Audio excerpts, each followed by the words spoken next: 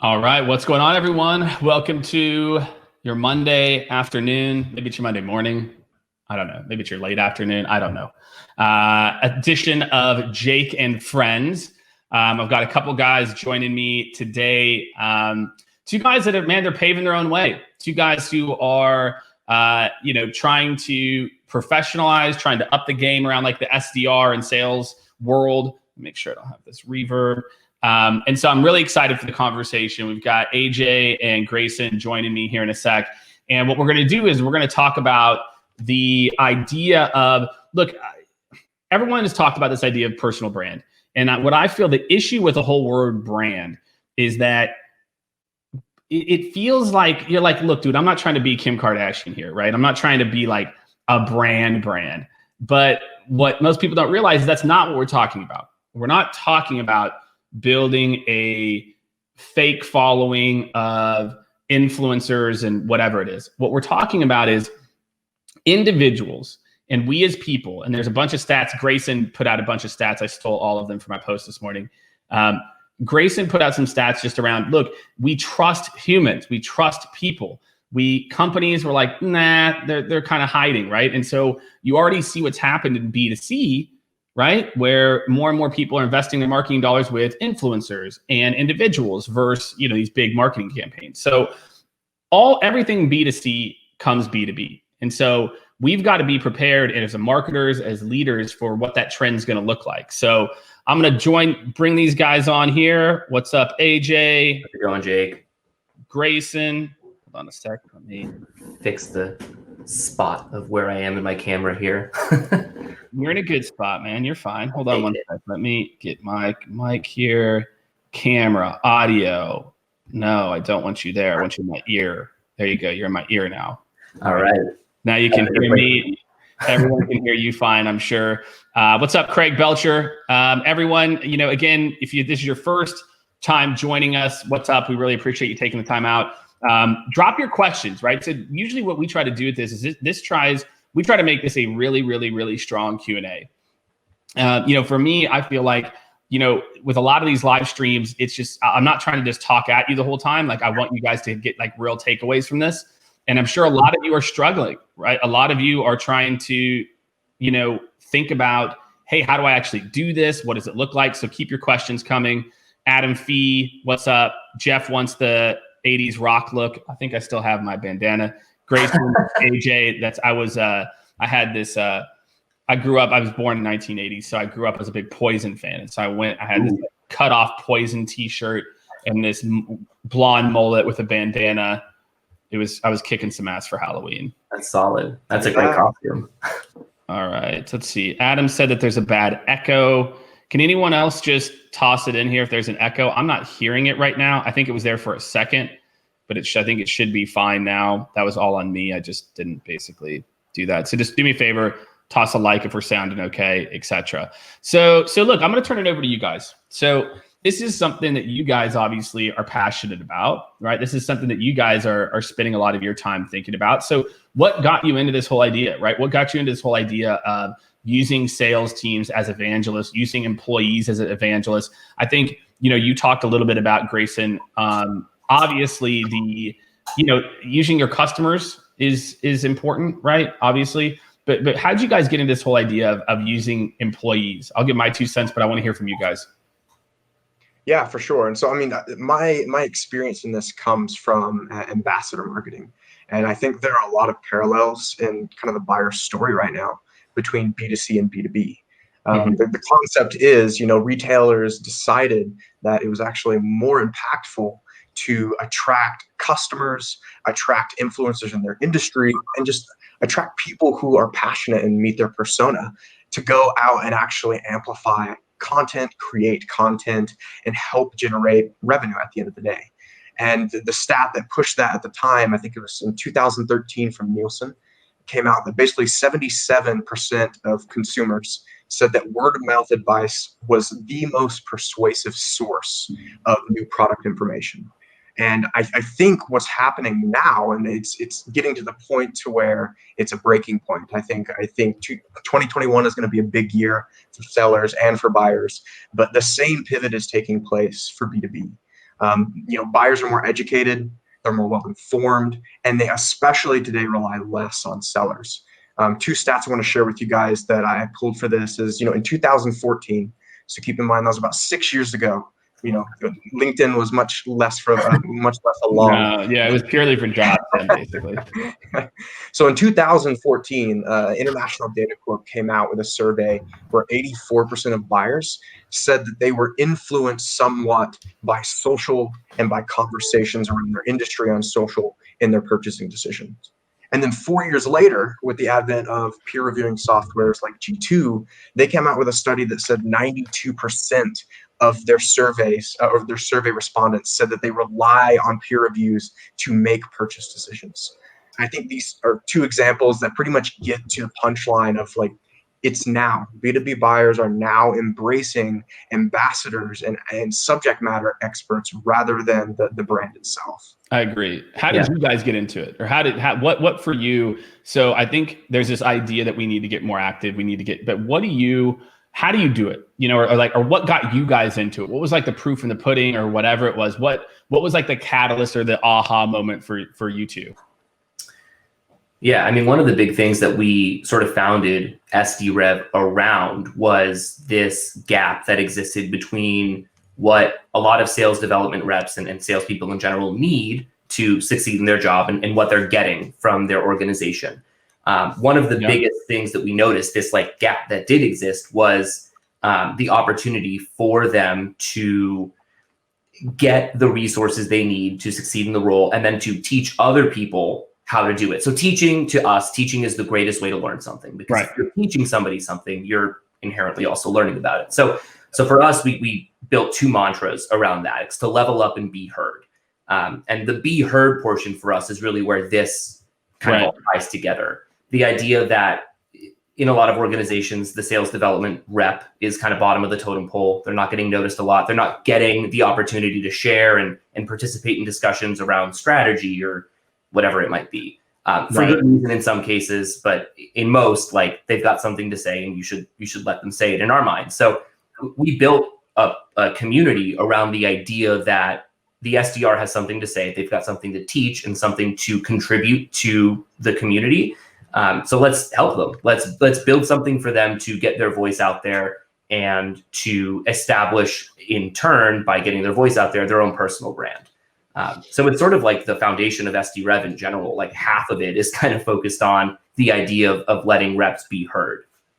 Yeah, and how do you think about that? Right, I just put a question in here, into the comments, because I think that the default for a lot of companies, and I don't think it's that marketing wants to do it. I just don't think marketing knows a different way. And same thing as sales leadership. I don't think sales leadership wants to censor their people, but I also think, man, when you talk to a lot of sales, or you talk to a lot of sales leaders, the thought of this happening is, fucking terrifying, right? It's terrifying for them, not realizing that it's already happening, whether you want it to or not. And I think it's the same thing for a lot of marketing departments. So what do you say to marketing and sales leaders? So if I say, okay, look, I buy what you guys are saying. Mm-hmm. We need to help our people. What are some tactical ways they can do that? Because I feel like right now what stops so many of them is they're just scared of people running rogue. I don't know what people think is going to happen, that salespeople are just all going to be just F-bomb, you suck, right? People probably aren't going to post dumb shit, but what do you see, or what do you, maybe you've been a part of orgs, what can sales and marketing leaders do to do a better job of that empowerment? Because that's the word that comes to mind for me, is empowerment. Mm-hmm.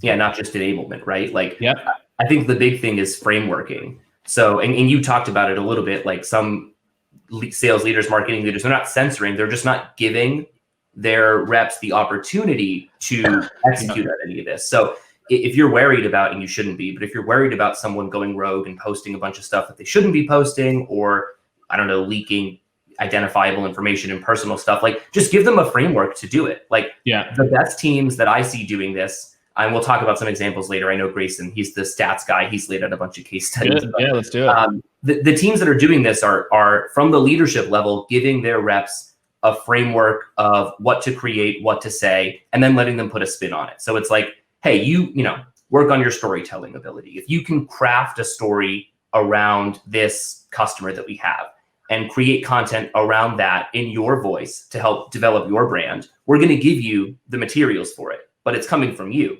So it's not just go pick in a pile of stuff that you want to say, pull it out and do whatever you want. Leadership teams need to provide some kind of foundation or framework for the reps to build off of, because I wouldn't trust an SDR fresh out of college to know what to do, how to create content and do it effectively. But if I guide them, then it's a much more swallowable situation. It's funny, dude. AJ, I would go the opposite. I guarantee someone who's 22 knows more about how to get social media interaction than someone who's 42. No, you're 100% right. Now, again, is it this beautiful, polished thing that we want to see in B2B? But I feel like that's the gap, man. I feel like the gap is like, again, like a framework. I agree. I think you can help to guide people, but I also feel like, dude, people are not going to post dumb stuff. Like, people are not dumb. So like, yes, you can maybe I'll ask you, like, what goes into a good framework? And either one of you guys can take that. But for me, I feel like, look, people, the audience has chosen, okay? How many people are clicking this blog? You think you should reshare an article? People like, oh, I was just on LinkedIn for a second. I'm going to hop over and read this blog post that you didn't even tell me what it was about, because you're just trying to tease me to go get me to click the link. So then nobody actually clicks the link, right? And I feel like there's that play it safe element. So what would go into a framework? Because I get nervous, because we do this, right? We obviously help companies with this, and we have frameworks we give people just to get them started, just to, like, if they're nervous or scared. But like, are there things that you think people can do, from a framework, or like what would go into that tactically? Yeah, I mean, for me, and Grayson, I'll let you jump in after, because I've been kind of dominating here. Sorry, but for me, it's and I'm in marketing, so like I do this for SDRs, but it's delivering the content that I'm seeing like resonate with our audience, laying it out for them, and letting them choose how to frame it. So the framework for me is giving them the talking points, essentially. This article that we've written recently have resonated well. Pick out some points, use it to create a post. I've even gone so far as to create like a caselet document, like a framework in Canva, where I can give it to an SDR and go like, hey, I built out like a mini case study. It's not a full case study. It's going to have like sections for you to put in your statistics and like your insights, but like, just use this in your own voice, send it out there. Like, this is content that you're creating that I'm giving you 10% of a start on. So like, for me, I'm literally creating stuff for my team.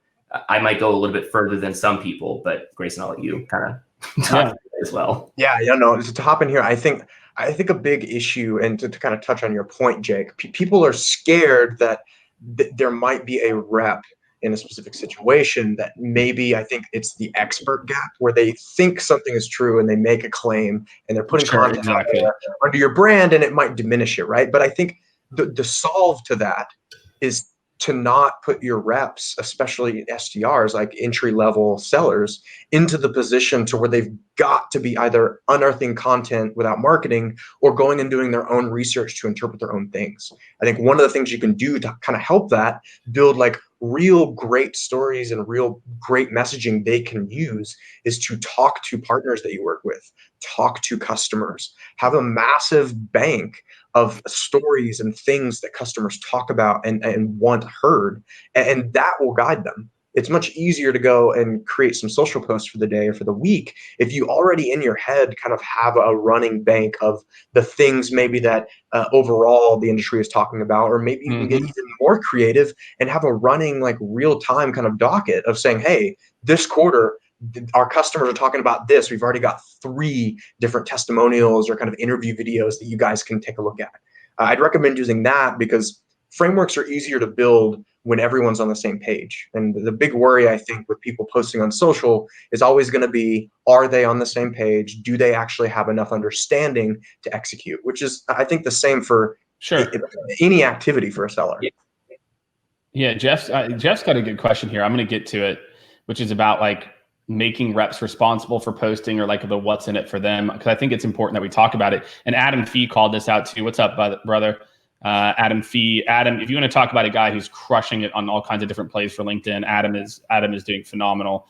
But the flip side of this is reps being nervous, right? So we've got the one side, which is about empowerment. And we've talked about some ideas, framework, teeing up different types of content, customer-led content, like your stat, Greyson, about we want to hear what customers have to say. That's the other side. The other side is getting people over the hump. So let me ask you this, and this, Jeff, maybe this is part of your question. He says sales is all consuming, making reps responsible for marketing takes them off target, right? So if I'm asking these people to share this stuff, maybe I'm distracting them, not concerned with posting or empowerment, concerned with time issues. And that's the other side, right? So that's the other side of the coin. Like, man, why am I doing this? Like, what's the value? This isn't this marketing's job. So what do you guys say to that? So if I'm a rep or I'm a seller, I've been in sales for a long time, or I've been in sales for two months, what's in it for me? And again, we talked about some ways to make it more efficient by just stealing tidbits. If I was a rep, I'd just go look at the white papers. I'd like skim them and pull out 2 points. Like, it'll take you 5 minutes to do that, post a couple times a week. But what would you say to the reps or to the people who's like, isn't this a distraction? Isn't this marketing's job? What would you say to those reps to get them over the hump as to why this matters right now? Yeah, so I want to take this one, and I'd say that, like, in my perspective, I wish this was the case for all companies. And we've talked about this in an episode we did, an interview we did with you, Jake, which is basically like, at the end of the day, if your company doesn't let you do it, or your company is just blocking you from doing these activities, or doesn't make it valuable for you, maybe you need another company. But with that being said, I think companies need to be viewing this as a career development perspective. You're increasing the value of your employee. And not only are you increasing the value of your employee just as a professional, but this is sales. A bigger, better, a bigger reach for an individual is going to help them and help the entire brand find and influence customers. And so that's what I would say to those people is, it's all about how you perceive it. If you perceive branding your employee, who at the end of the day is a person who has a career, if you perceive everything about branding for your employee as this thing that must be very tight with a lot of rules, and it all has to tie back to the brand directly with some like very measurable ROI, it's just going to be a mess to try to work that backwards and make it a win-win for both. But guess what is a win-win for both? Like the employer wants really great employees, and they also want those employees to flourish and help improve the brand. And at the same time, sellers, especially SDRs, they're newer. They not only need guidance with mastering sales, but they're figuring out what professional life is like. How do they want to make their statements? What messaging do they want to actually bring out into the world? And I think this brings a little bit of sophistication into employees. If you come in and say, like, we are going to teach you how to not only build and maintain a brand in your own time, but we're going to teach you how to use that to help improve your performance as a seller. Yeah, and I think and then the flip side is true for the more experienced people, that look, the way you grew up knowing how to generate relationships or create community has changed.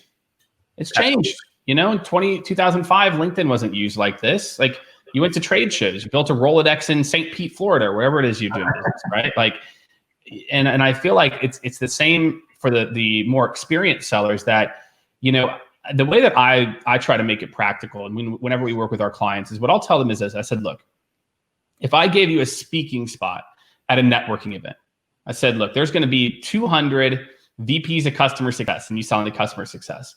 Would you take the speaking spot? Yeah, of course. I'd fly across the country to do it. Well, if you connect with, on a consistent basis, VPs of customer success on LinkedIn, and you put a post out that's about the industry, it's the same thing.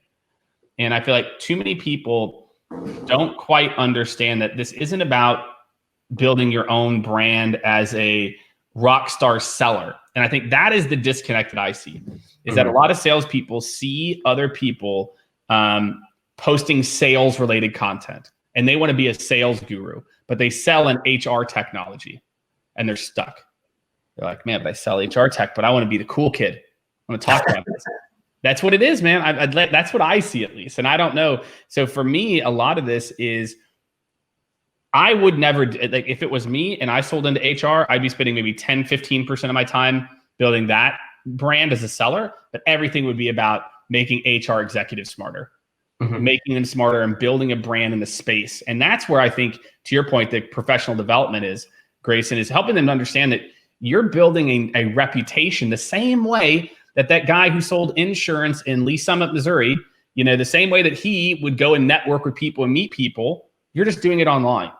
And I feel like that is what we have to really think about, is we've got to think about how can our individuals be placing thought leadership content in their space. And that's the value for you as a seller. That's why all of you should be doing this, is that you're not trying to become LinkedIn famous to where their SDRs and sales reps think you're cool. You're trying to make, John Henderson, VP of talent acquisition at insert company, think you're cool. And that to me is the value for the rep, is like, you've got to stop thinking about this as it's not about trying to be popular. It's about building a reputation for yourself digitally.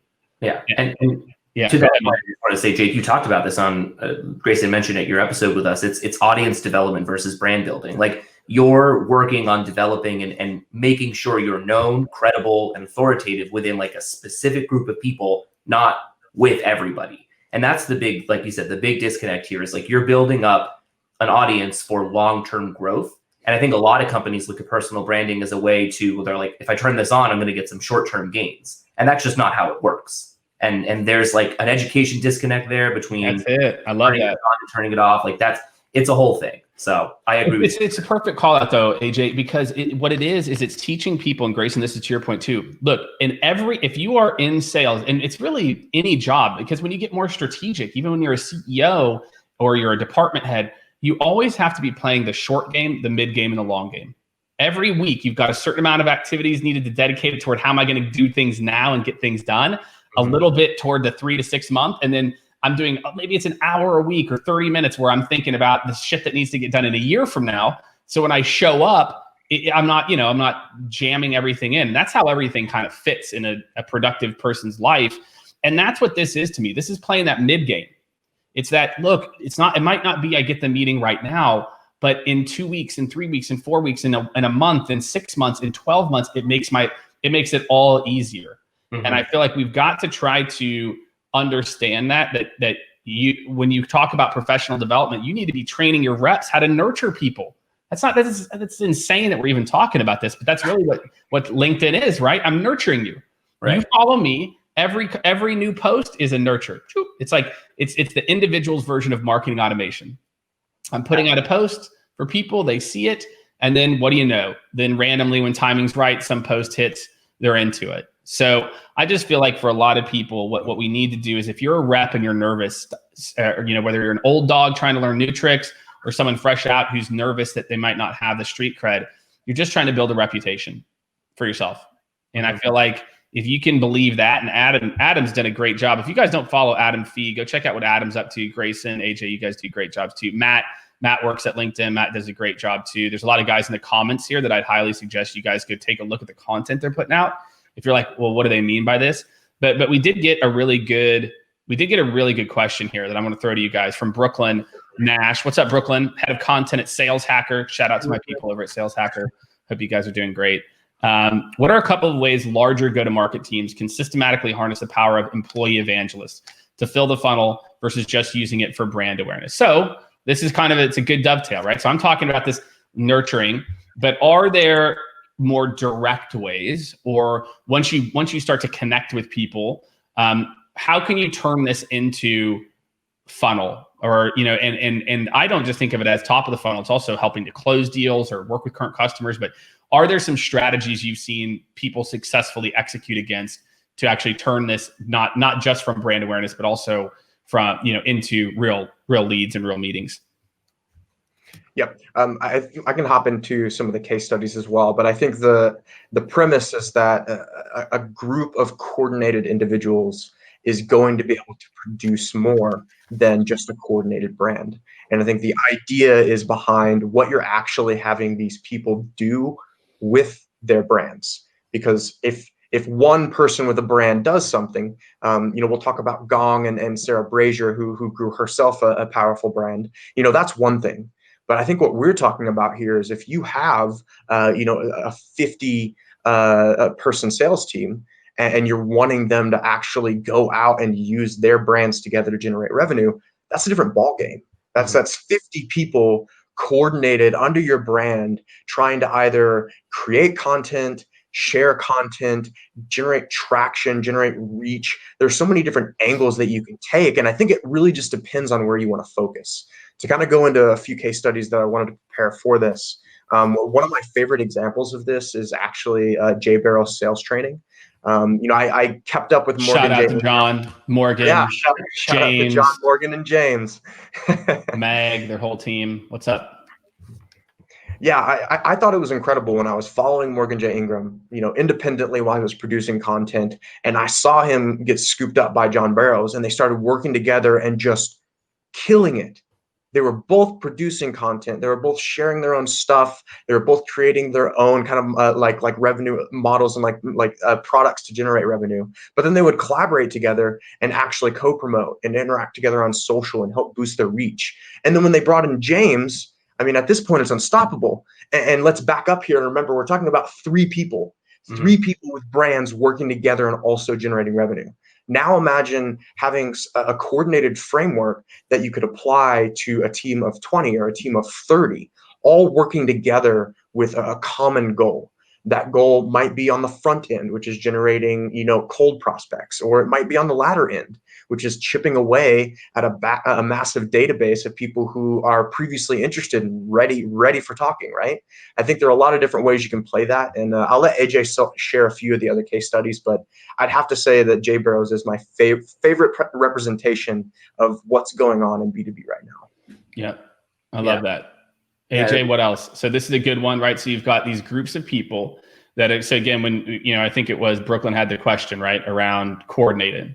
So it sounds like part of this is just when you have more people sharing toward your target market, there is a little bit of a brand awareness play, right? It's gonna all ships rise, right? Whenever you come together as a part of this. And then, and then how they're converting it, right, is they're converting it because they sell sales training, right? So if you are down with what they're saying, then by nature, you're going to be interested. Like, wow, I'm really interested by how Morgan talks about voicemails. I wish my team would do voicemails like that. And so when Morgan does outreach, he seeds it. And Morgan, Morgan's a guy who really practices what he preached. I know what that guy does behind the scenes too about using voicemail and video, and same as James and others. So, I think it's that combination that they create this top of funnel awareness, but then what you don't see is the behind the scenes that they're doing. You don't see that what James and John and Morgan are doing is they're sending DMs, they're sending voicemails. They're saying, hey, I saw you commented on my post. And that's a good example, right? Someone liked or commented and they're a go-to-market leader. Boom, they hit them. Exactly. So I think that's it too. It's also about that activation. So AJ, I know you've got a couple more examples too we can talk through. Yeah, I think my favorite example of this is Gravy Solutions. They kind of just exploded recently. It's almost synonymous with the idea of brand building at this point in sort of the SaaS world. And to Brooklyn's point, just to kind of clarify, obviously Jay Barrows is in a position where they're selling to salespeople. They're putting out content that really they can practice what they preach. But if you look at a company like Gravy, it's like repayment software. Honestly, I don't even know exactly what they do. And I've talked to them a bunch of times and I see them all the time. But yeah, exactly. What I associate them with is the idea of the brand building and really employee advocacy and getting them to pump content out there that is authentic, but still ties back to what they do. And it all starts from the CEO and having him enable them to do that. And for them, I think they put out a statistic in a recent article where 45% of all of their sales calls ended up saying that they found them through LinkedIn. So this is just a prime example of if you enable your employees to create their personal brands online, and they have a Slack channel where they're able to socially pod, kind of internally promote their own content. They're drawing people to the sales team through that content on LinkedIn. So it's a direct relation to we're getting more people to advocate for ourselves on LinkedIn, and they're drawing more people in. So they went, I think they got a series funding recently, series B funding, and their trajectory is just exploding because they started implementing the strategy. So outside of sales to salespeople, this is a selling to repayment software people. Exactly. Situation. Yeah, exactly. Well, one point I wanted to add there to kind of address Brooklyn's question about kind of, okay, if it's not a situation to where they're literally talking in the perfect environment for their space, talking exactly about things that most people in that channel talk about, I think to kind of back up, I would just focus on where your buyers are actually hanging out and interacting, because Jake is a massive LinkedIn proponent, but he's made an awesome point before that if TikTok is the next thing for B2B tomorrow, bye-bye LinkedIn. That's right. What really matters I'm is dancing my little face off. TikToking all over this joint, man.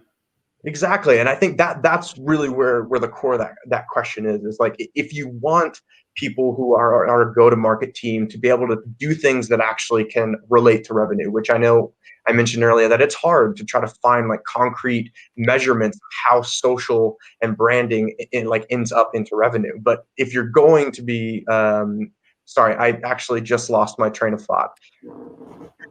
Just make it up, dude. Just make it up. You just keep going. You just keep rolling with it. You're just like, and that's how the cookie crumbles. That's exactly how the cookie crumbles. And then AJ and I will figure it all out. You got me time to get back on track. So you need to make sure that you're going where your buyers are, and then B, you need to be doing the things that buyers actually do. I learned some really great advice about cold prospecting a long time ago that, some people, when you're sending them an email, they love them to be long. They love them to be all meaty and juicy, and they want to spend a bunch of time reading details. Some people, Right. especially executives, if it's longer than 3 sentences, it doesn't matter how relevant it are. They're going to wait to read it. And I think it's the same thing here. In social, in sales, it's all about bumping, talking about each other, being gurus, trying to be the one that has like the best advice. But I'm sure there's something out there in the industry that you're thinking about, Brooklyn, or maybe the use case that you're thinking about, where there is something that actually gets your buyers excited on LinkedIn, or maybe some format of conversation that they're really excited to have. Maybe that's perfect, dude. Conferences. And because Brooklyn, well, I just want to call this out. So Brooklyn and Matt Flaman jumped into. Let's forget the sales use case, because I think that for a lot of people, like like that makes sense, and that's blah blah blah. Like that's easy. Matt brought up about oil and gas, where their buyer is senior. It's hard for an SDR who's 23 years old to develop trust and credibility with that audience. And Brooklyn talked about like working in like outside of sales or sales consulting, right?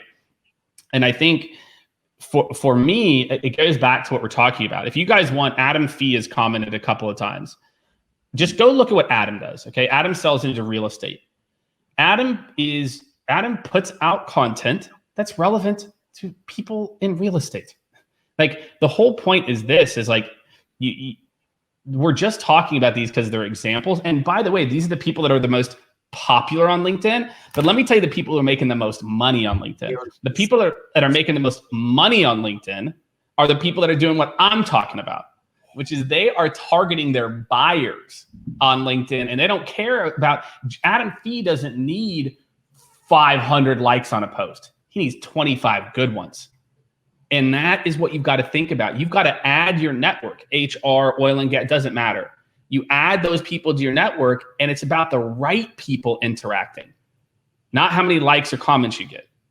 And so I think for a lot of people, this is for Matt, this is for Brooklyn, that the go-to-market teams that are winning are teams that are talking to their buyers. And if their buyers aren't on LinkedIn, stop using LinkedIn. Go use TikTok or Instagram or direct mail or wherever your buyers are digitally. Go start doing webinars. I don't care what it is. But I think that the strategy is the same, right? You're trying to build a name for yourself in a community of people. And therefore, either you become the community because you are the community, or your brand does. And I think that's the mindset that you have to have. And this is for these guys in particular. It's, look, if I sold SAP, if I was SAP and I sold ERP software, for example, right? Then guess what? I'd be putting out content that made operations individuals smarter. And so I think too many people are too hung up on watching the people that are popular on LinkedIn versus people making money on LinkedIn. Mm-hmm. And those are the people that get 22 likes, 30 likes, 5 likes, but they get the right one, the right comment. And they tag those people in those posts. They tag that VP of operations at Honeywell who nobody's talking about. So I think so many people, you've got to change your whole perspective about what it means to build a brand or whatever. That it's not about this shit. It's not about being popular. It's not about the likes and the comments. For me, again, I go back to it. If I sold into HR, I would be talking about HR trends 24/7. And that I think that's the big issue when people see like a Sarah Brazier, or they see these people, is they're kind of stuck between these two worlds. I want to be cool. I like likes.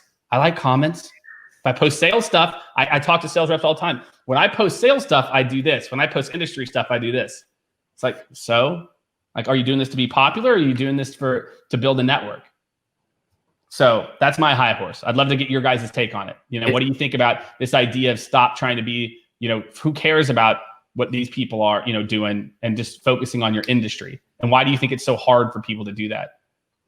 It's hard because it's addictive. Like you said, you want likes, like you want the engagement. Like I catch myself all the time going out of my way to post something that I think will get more engagement, even if it's not actively helping me in this specific situation. Sure. It's human nature. But you're right. Like it's so hard to just flip that switch and try to write something that maybe you're not passionate about, or try to put content out there where you're like, I know this is important, but it doesn't like move the needle for me personally. So there just needs to, and I don't know how to do it. I'm not going to claim to be an expert on it, but like the mindset shift that you need to make when you're writing about industry stuff versus personal stuff, like you were saying earlier, just needs to happen more often for people. And they need to not follow individuals who are LinkedIn famous and just take what they say as gospel. We talked to someone a while ago on the SD Rev video series, and he said, a wise man once said, "Don't listen to me."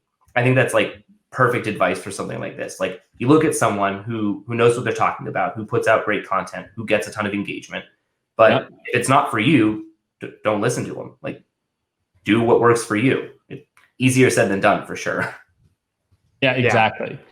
Yeah, go ahead, Grayson. To your point, Cenk, I just want to like bring about the idea that I feel like this type of system has already taken place with content marketing in the 2000s, 2010s, where buyers used to just make Google searches, find articles and find information, and end up in the right places, which shit. Guess what? That's what I did.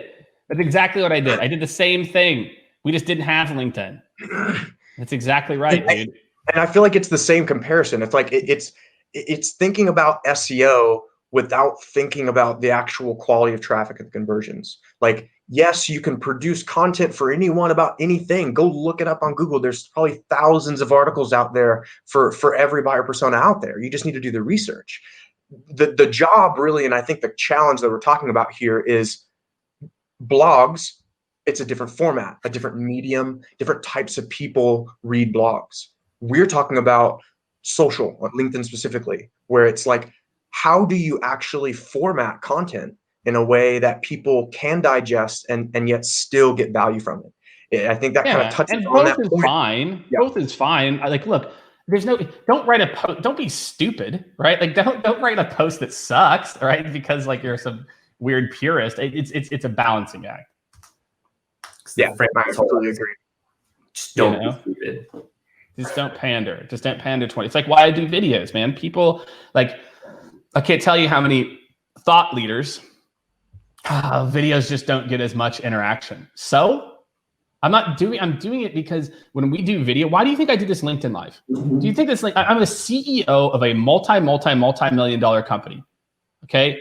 We are a consulting company. Okay. It doesn't get much more boring than that. What's the ROI of doing LinkedIn Live? I have no fucking clue. Zero. I have no clue what the ROI is. But do know if that we add value? And if you're a VP of sales and we're sitting here and we're talking about this topic that I also like talking about, and I enjoy it and I believe in it and I'm passionate about it, that it'll work out. And guess what? If a video or this video will only get maybe 1,000 views over its lifetime, maybe LinkedIn Lives in particular just get like no reach, but it's unique. It allows me to interact with you. I can comment. I wish I could bring more people live. Like that would be way more fun. But I just feel like too many people don't really understand what we're talking about. We're talking about using LinkedIn to build a community of people that think you are the smart one. And they believe in what you are saying. You cannot do that by sharing a bunch of company insights without your own opinions. Right. And I think you guys gave some great ways on how to just take out the company insights. You don't have to post every day like I do. You can post a couple times a week. That's more than enough. But I feel like you've got to understand the intent here. The intent here is to build a community of people that that you are adding value to, like Austin said, right? Like, you know, people hung up on giving fame and not about bringing value. I'll take, no give. And that's been modern marketing for a long time. Has been like click, click, click, MQL. And it's just not how people interact anymore. And I feel like it's like, I feel like there's no way you can listen to this and be like, nah, they're wrong. Like we're right. Like I know we're right. But I think still so many people are nervous. Yeah. You know, and so many marketers are so terrified to invest in brand. Who else is doing a good job? Like what other marketing, you tossed a few out there, Greyson. Are there other marketing departments or employee empowerment people you're seeing that are doing a good job consistently? Yeah, I mean, I saved the best two for last, and these, of course, are well known, but I think they have some interesting use cases for how they actually implement it. And so I'll take Drift, AJ, if you want to take Gong. Yeah. So one of my favorite concepts about this idea of employee evangelism comes from Drift, where they actually kind of like call themselves almost like reality TV, where it's like each employee is essentially like a cast member with their own brand. And I love that, because that really is embracing this idea that a brand is already paying HR costs and paying salaries to have these people think about it. Why not have them coordinate a little bit and do some cool stuff? One of the cool things that Drift did recently is they had basically a competition internally, trying to do like a LinkedIn video takeover. I think they were launching a new like email marketing product, and over 120 team members ended up taking over LinkedIn, trying to get visibility for this launch, and it went viral. And let me tell you, I guarantee you that if the Drift brand page tried to do the same thing, it wouldn't work, because it's no chance. Social algorithms. It's all about impact and the impression on targeted communities. And guess what? 120 people is a lot better than one. I wish I had a brand with 1,000 employees that I could leverage on social. That'd be great. That goes back to Brooklyn's point. Like if I was the head of marketing at SAP, I think I could destroy Oracle just by organic posts on LinkedIn. I think I could go take so much market share. I posted this stat to tease this. You know, if you go, because you can just pull on Sales Navigator. You know, SAP's corporate page posts like 45 times last month. Over 11,000 salespeople from SAP posted in the last 30 days. That doesn't even count the people who posted twice or 3 times or 4 times. It's like, how can you not see that if these people would share, that they're already sharing? It's like, but if you can up the quality of the interaction, how that's not going to be of a long-term business benefit, not just brand. And it's such a I love this. I wrote it down too. So I'm like, this idea of a video takeover, marketing, Shelby, McKinsey, note this down. We need to do something like this. And then AJ, I think you've got like Gong, for example. Let me tell you what I like about Gong. Yes. Is Gong does text only posts. Gong is one of the only brands that I know that actually gets it, that text only posts over index on LinkedIn. And they're not focused on getting you to click a link or do something. Gong does a lot of that. Right. But they also mix in just pure value posts. And they're one of the only B2B brands that I know. And even Drift is a little ASCII, but at least they do some interesting stuff. But Gong is one of the only B2B brands that I know that actually just gives value in a text-only post sometimes, like a human does. Yeah. And so that's the one thing that I know. What else? What else you see? Sure. I mean, that's like number one is value. Like if you can give value as a company, that's great. But I think what they do really well is they've personified their brand around the people that you like recognize at the company. So when I think of Gong, I'm thinking of Sarah Brazier, like Devin Reed, Udi, like those are the people that I associate the company with. So when I see them post something from their company page, I'm reading it as if it were one of their individual employees. And I think that they've done a really good job and like a concerted effort at tying those together. Because a lot of times, if you look your example of SAP, like if they post 45 times in a month, that's great, whatever. they have 11,000 employees post, they're disjointed. What their employees are posting about probably isn't what the company page is posting about. They're on different pages. But with Gong, when they post something on their company page, their employees are also posting it with their own voice. So it's the same message, but delivered differently. And I trust a person. This is what we talked about at the beginning. I trust a person more than I trust a brand. But if I can start trusting the people and the brand is personifying those people, I start trusting the brand. That's like, I don't know anyone else who's done it like that. And they killed it on that front. I know. And guys, it's like, what I just feel like with marketing, look, I get it. Marketing, here was the HubSpot play, right? It was, you did long form content, you chopped it into blogs, you turned those into social posts that you literally scheduled out for like months in advance. And that made sense back when LinkedIn there was no B2B social network. LinkedIn didn't exist like this. Right. But still, most marketers' marketing plan for LinkedIn is preset posts trying to drive traffic back to their own website. And it's like, guys, that was the play literally 10 years ago. 10.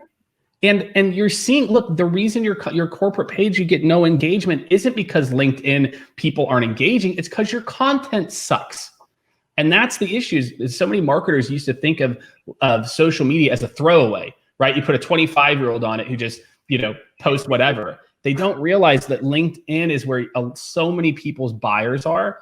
And that's my last thing here. I'm going to let you guys kind of wrap up. But my last thing is look, there's a high likelihood your buyers are here.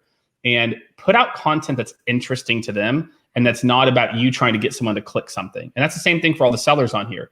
Give value, give value, give value. Adam, who I've called out multiple times now, Adam, you got to put me on your payroll, is, this guy, he just ran this other play where he closed 2 deals in a week where he started realizing, wait, if it's working at the top of the funnel, why don't I do this middle funnel? So he runs a meeting with someone, then guess what? He does a post about the pain point they had and tags them. Boom, deal. There's so many ways that you can use this to interact and create community with your buyers if you would just stop trying to take 24/7. And that to me is my big takeaway for a lot of marketers and leaders. Greyson, AJ, I want you two to take us home. Give me your top 1 or 2 takeaways, maybe something we haven't covered here. I think hopefully everybody out there give a big hand clap, or maybe the offer support for Greyson and AJ. I think that what I love about what you guys did is you brought the case studies, you brought the stats. This isn't just theoretical bullshit. This is numbers. This is people making it happen. So make sure to show some support.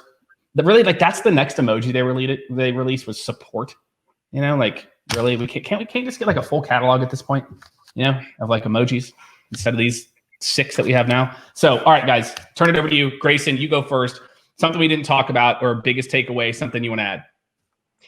Yeah, I think I would actually just go off of a point that you made, that I feel people overfocus this idea of evangelizing employees as something that needs to be top of funnel.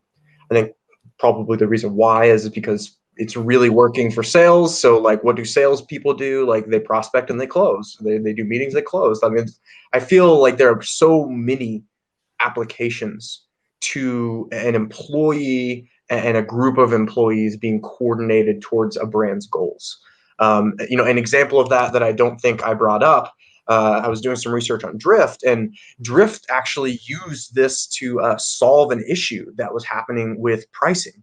The story goes that there was some pricing confusion and users are just not really understanding how it works and were getting frustrated. And so the team, did test after test trying to come out with a new way to get the users to understand pricing, but it just wasn't happening. So what was the solution? The team member who actually led pricing, who usually isn't a public facing guy, he's in the background, right, doing the do, right? He comes out and just puts out a simple video saying, hey, everyone, here's how our pricing works. Done. The team that solved the problem. And I feel like that's just one example of how you can leverage employee brands to do so much for you. I wouldn't see them as the solution. I would start seeing them as just a tool in your toolbox to be used for the initiatives you're already focused on. If you're pumping out blogs, are your employees sharing those blogs? Are they trying to start conversations about those topics and maybe bring in your brand page? I would start seeing employee brands as a way to augment what your brand is wanting to do, rather than this kind of loose idea of, oh, I'm going to let all my children go, and I really hope that they don't mess anything up when they're out there in the big bad world of LinkedIn. It's like, no. Just focus on how they can help what your brand is already doing. They don't need to be reinventing the wheel, but they can definitely make that wheel a lot faster. Love that. Yeah. And I think to that point, it's not just sales and marketing, but like other departments at organizations can really benefit from this as well. If you look at one of the examples we used, Gravy, they said that as a byproduct of like them helping their employees create these personal brands on LinkedIn, the quality of the applicants they get for new job openings is significantly higher than it ever has been, because someone wants to work for a company that invests in you and invests in building you up professionally.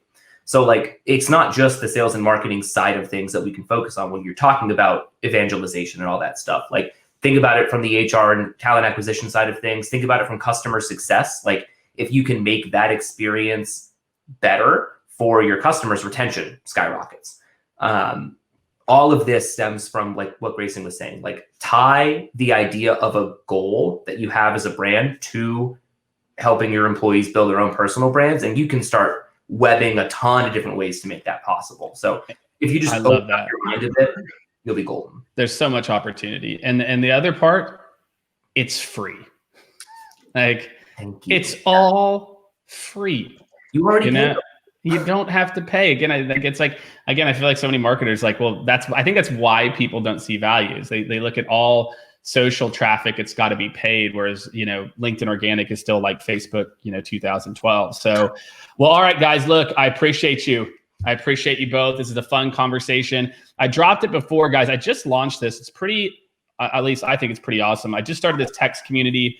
Oh, cool. Go check it out. It basically literally is a text straight to me. I've got people, there's something about text message that makes people, what do you call it? Like feel, I don't know, like feel very like they open up. Like the texts that I get from people are just like, okay, man, look, let's help you get that job or whatever it is. So make sure to go check it out. It's pretty badass. I've been loving it. But all right, everybody, hopefully we've convinced you. It's not about brand, it's about audience. If we haven't convinced you, that's fine too. But at least we've given you some insights into why you should care, how this can make you run money, how this can drive revenue, why it actually matters. But I really appreciate it, Greyson, AJ. Thanks, guys. And everybody, hopefully have a great rest of your week, and we'll see you live on Friday. Take care, everybody. Thanks.